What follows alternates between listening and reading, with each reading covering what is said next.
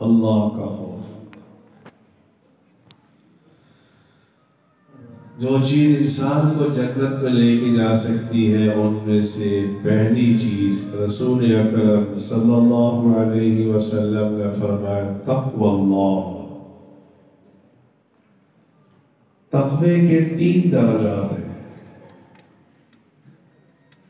ایک درجہ تقوی کا یہ ہے جو اللہ کے فضل سے ہم سب کو حاصل ہے، وہ یہ ہے کہ انسان کفر سے بچ کر اسلام میں داخل ہو جائے۔ یہ تقوی کا 9 درجہ ہے۔ تقوی کا دوسرا درجہ یہ ہے کہ جن چیزوں سے اللہ نے منع کیا ہے اس سے باز رہنا، اور جن کے کرنے کا حکم کیا ہے ان کو بجا لانا۔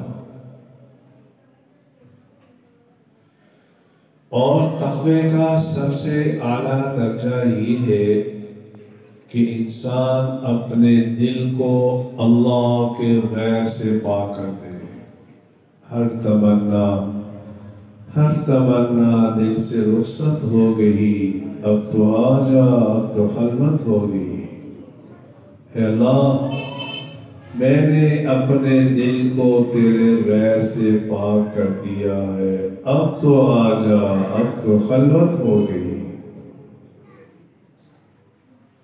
اب یہ رمضان شریف آ رہا ہے، جس کے بارے میں اللہ نے فرمایا کتب علیکم الصیام کما کتب علی الذین من قبلکم لعلکم تتقون۔ یہ تقوی کا زمانہ آ رہا ہے۔ اور دوسری چیز جو انسان کو جنت میں لے کے جا سکتی ہے، رسول اکرم صلی اللہ علیہ وسلم نے اس حدیث میں ارشاد فرمایا وحسن الخلق، اچھے اخلاق۔ یہ اچھے اخلاق،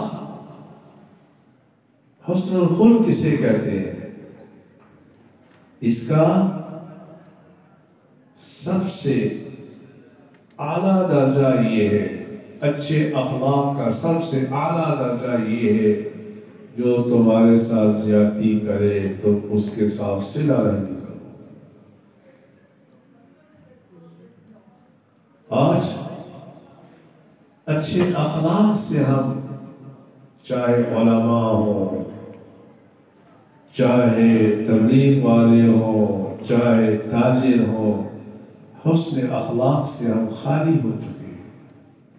ہمیں کوئی ایک گالی دیتا ہے، ہم اس کو 10 گالی دیتے ہیں۔ یہ اچھے اخلاق نہیں۔ اگر جنت میں جانا چاہتے ہو تو میرے بھائیوں، اچھے اخلاق اپنانے کی کوشش کرنا۔ سلام اس پر کہ جس نے گالیاں سن کر دعائیں دی۔ ہم اس نبی کی امتی ہیں صلی اللہ علیہ وسلم کے ایک یہودی بچے کی ایمانداری کرنے کے لیے حضور اکرم صلی اللہ علیہ وسلم تشریف لے کے جا رہے ہیں، تو بچہ وہ لیٹا ہوا، اس کا باپ یہودی بھی سر پہ کھڑا، ادھر کائنات کا باپ جناب محمد رسول اللہ صلی اللہ علیہ وسلم تشریف فرما تھے۔ آپ علیہ الصلاۃ والسلام نے اس بچے سے کہا قل یا ولد لا الہ الا اللہ۔ ایک اس بچے نے نگاہ اپنے باپ کے چہرے پہ ڈالی، ایک نگاہ رسول اللہ کے چہرے پہ ڈالی۔ باپ سے اشاروں سے پوچھ رہا باقی کتا جاوے دے۔ باپ نے کہا ادھی مان لے یار، ادھی مان لے۔ اس بچے نے پڑھا لا الہ الا اللہ محمد رسول اللہ۔ یہ ہے اچھے اخلاق۔ اور دو جو انسان کو جہنم میں لے کے جا سکتی ہیں، ایک انسان کا پیٹ، ایک انسان کی زبان۔ مولا بخاری نے مرقات شرح مشکات میں نقل کیا ہے زبان کے متعلق، جرمہ صغیر و جرمہ کبیر، اس کی جسامت بڑی چھوٹی ہوتی ہے، اس کا جرم بہت بڑا ہوتا ہے۔ یہی زبان انسان کو جہنم میں لے کے جا سکتی ہے۔ جیسے کہ اہل علم بیٹھے ہیں، بعض حضرات نے حضرت علی کرم اللہ وجہ کی طرف اس شعر کی نسبت کی ہے، جراحات السنان لها التیام ولا یلتام ما جرح اللسان، کہ نیزے کے زخم تو پر ہو سکتے ہیں لیکن زبان کا لگا ہوا زخم پر نہیں ہو سکتا۔ آج ہماری زبان کی شر سے ہمارے گھر والے محفوظ نہیں ہیں۔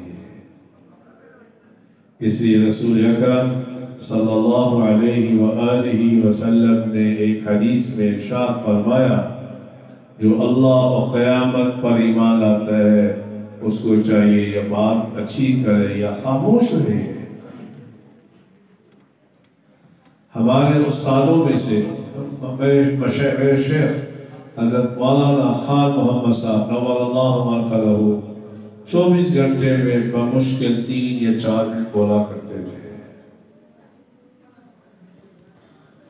تو ہماری زبان کے شر سے بھی ہمیں اپنی بیٹیوں سے جو عالمہ بن کے جا رہی ہیں، عورتوں میں غیبت، طعنہ، یہ ایسا گناہ ہے بہت زیادہ ہوتا ہے۔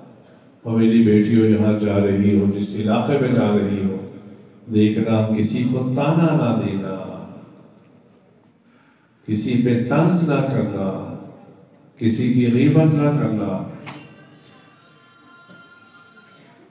تو اس لیے یہ چند معروضات ہیں، اور آخر میں ہمارے استادوں کے استاد حضرت مولانا ادریس کاظمی نور اللہ مرقدہ جیسے مفتی زکریا صاحب فرما رہے تھے کہ وہ ان کو سند بھی دیں گے بچیوں کو۔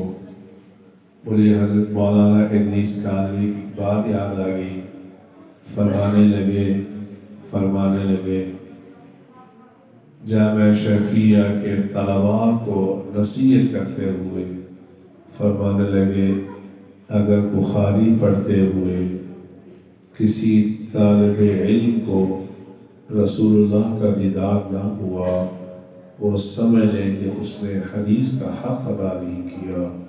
وآخر دعوانا الحمدللہ رب العالمین۔